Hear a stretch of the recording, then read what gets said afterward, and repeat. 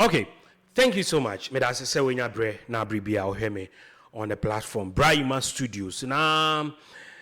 or TikTok abomadi and so plus sign so or a YouTube so na wa subscribe to the channel. No I like video no na fe or comments feel free the da akoma subiano ubetimi e de atudwa obi anyo hwe. If you brother Daddy Lumba call ni create one issue to the other, if you bako na komienu, if you bako na komienu. Na what we came when you say ebusiano I announcement the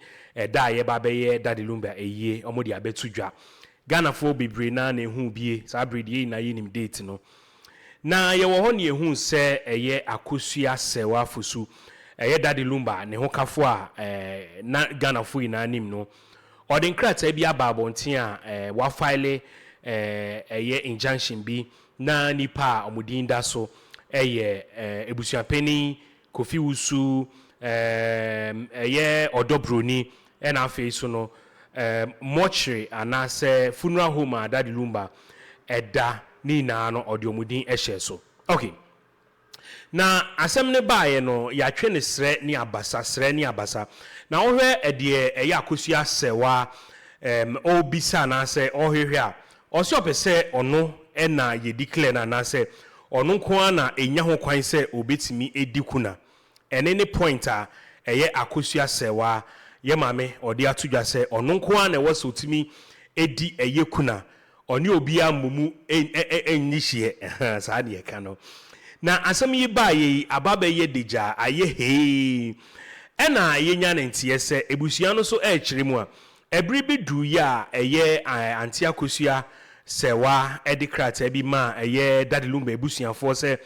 ode ne nsakra ba se ade na nya de a obetimi ene Daddy Lumba aware bium ene ne nsem a ebusua no eso ede atudwa se Akosua Serwaa but Lumba free mo ye hu se anti Akosua Serwaa fi Germany ba ye mana wo tweda kra obabi. Fast forward sabredi anti Akosua Serwaa si opeso nonko a na oyekuna oni obi ambomu enye hye na asem yi ba ye ayedeja because I cement me ho ase na ekoso na bibisa se na Odo Broni ba ne sa na ne gina bia ene sen ehefa na Odo Broni ebegina na nipa bebre so bisa legitimate questions say den ebema anti Akosua Serwaa ebetenase because Akosua Serwaa Lumba yere oduwa bonyom bebre but Lumba ehase ne Odo Broni etena ye nante ye awuwu mu ma bebre na ebi bisa se den ebema mami anti Akosua Serwaa betenase a abedu sampempensuo ya afe ya Charles Kwadwofo Lumba efiri mu no afe na oba betwe manso aba betwe ho dare se ono enko na wo se oye kunani eno na twetwe nipa bebre aso but according to Akosua Serwaa fosu mami kire mu a oni Daddy Lumba wo Germany na omodi omaware no ekohye abansa anase konkrata mu Emma sabredi Lumba ebeti aka say oni Akosua Serwaa somewhere 2004 na omoye de beka ne say ordinance marriage no na senia emrate no say oni obi ware na traditional marriage anase customary marriage na ufie kire san koye ordinance marriage ade ba ko wo so odi hye otrim ni say traditional marriage na anase customary marriage na wo ye no ahiegu enye valid biom mami nsi su biom emra ewo ho ne say oni obi ye traditional marriage ewo Ghana ha na oye traditional marriage no anopa ewia okokoye ordinance marriage de ye ensa hye krata ase na ekwa aban mu no a traditional marriage na wode oye no enye valid biom weguno enti Akosua Serwaa at some point no owo nyina so because say ode sample bread Daddy Lumba ebusuafo ena o say oni Daddy Lumba ejaye a na wo senka Daddy Lumba Charles Kwadwofo su say ono so gitu mu se na ebusuafo no nyensa no na asemu aba no ye kan enye yie dia na wo senka Daddy Lumba esen tu anamo na mo ko Germany na omane lawyer so file for divorce ewo Germany ho se na be ebetimi etwa aware ni na tintontan but as it stands now no ebra Akosua Serwaa de sansa ne koma Lumba ebusuafo no Lumba entu anamo anko Germany anko twa aware ni mu enti as is we stand now you betimi aka say Daddy Lumba ene Akosua Serwaa aware no eda so valid. Another point I be person me making is say Akosua Serwaa ye ma we de enye se obi cassette ya but what's na se ache dodo se unim se one ukunu aware na ukunu wo Ghana na ukunu ni oba wo Ghana ha eti dan ba akumu omo dampa ba akoso esore na wentumi ntu ho anamo anye ho bibia ekosi se ukunu ne fimu na afi oba beka se nkwa na obeye kunu adia na etwetwema so because under the ordinance marriage no se woni obi ware na ekonkrate mu ana se kwa aban mu a na se oni akono fa chire mpo tienie na se okoware obi fufura wo ba no utumi fa chire court ema ye de emra ye friend se bigamy e de boss abema no enti den na besi Akosua Serwaa ho kwan se onfa asem na nko pie mu wo court na yamfa bigamy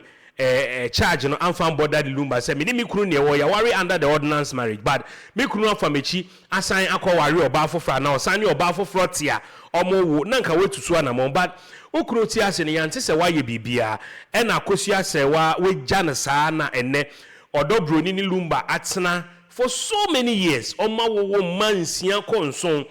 e na asem ya ba akwaba but na na pay ye wo ho ne ye hunu se krata bi fi eye Daddy Lumba ne lawyers in China. Daddy Lumba lawyers Baba Jama and associate omo ye legal consultants, solicitors and advocates and omo de ekrata bia ba bonten enam de ekoso no na ma men kan me kan na ma try breaking it down kakra or see we act as solicitors for the Fosu family of Pakoso and Isuta, the family of the late Charles Kwadwo Fosu aka Daddy Lumba, and on whose instruction we respond to your 2 letters to the family dated 1st September 2025 and 10th September 2025 respectively. Now, point about our family, no, I can't say. Our instructions are that our client, Akosua Serwaa Fosu of Germany, refused to relocate with her then husband, Daddy Lumba, to Ghana for medical help when the latter was seriously ill some 15 years ago and therefore deserted him in his difficult time of need. The ombeso amuche say Akosua Serwaa ebribi a etwemu ni kru Charles Kwadwo Fosu na ne ho dodo no ana ohia yarehwe na oba Ghana ha na ne yire Akosua Serwaa eje no ajeje mu Emma Lumba nkoa eba betena eye Ghana ha. When one of the points our lawyers no emeki almost say your client on 4th February 2018 wrote to the late Daddy Lumba expressing her intentions to initiate divorce proceedings against him, raising many unfounded allegations which the late Daddy Lumba denied. In a letter dated 27 February 2018, the then lawyers for the late Daddy Lumba responded to the letter and called the bluff of your client to proceed with her threats to initiate divorce proceedings since he had moved on with his life and after her desertion. It's almost say my client, you know, Akosua Serwaa 4th February 2018. Actually, my Daddy Lumba say, "Sabrina, wa bre onye interested in ma wari any view." And then you know, and then I'm so ma a lawyer for na a bribi a moment no handle Charles Kwadwo Fosu and I said that Lumba SSM almost so much letter be 27 February 2018. At the ma a lawyer for no, la lawyer for no responded to Akosua Serwaa say the person ye be an omo act on behalf of Daddy Lumba but so pe say ojai awade na obetimi akoso atoaso na afi wakwa file for aware no. The next point almost say we wish to state that our client has already presented traditional drinks to the family of the late Daddy Lumba to signify the dissolution of the marriage, which the late Daddy Lumba acknowledged by the tradition of the Akan generally and Fosu royal family in particular, which we have no doubt you are familiar with. The presentation of the drinks by a wife to the family of the husband, when accepted, effectively dissolves the marriage between the two. Omuchemwa se Akosua Serwaa de ensa koma Charles Kwadwo Fosu Daddy Lumba ebusua se oni Lumba ejaya wade dia se ne akama mu amamre ne tie no na che se omo ni hobium, but se ne medical Canada a lawyer for ni nim sansemi dada. So obi ni obi ware traditionally no sign koye customary de oksan koye ordinance de be kwa aban mu ni akọ register ho license wa we guba kono dada enti so de nsa no kura kwa e was a court de no ye hu bibi. Okay, also when a person is deceased, the body and the funeral arrangement of the person belongs to the family, and therefore your client has no right to determine how the Fosu family buries their dead. Your client's name, if appears in the funeral brochures at all, will be a favor from the family because of the children she has with him. Omo person mo che say eba na kan mamu na se yekase ye a oyiri eni su tumi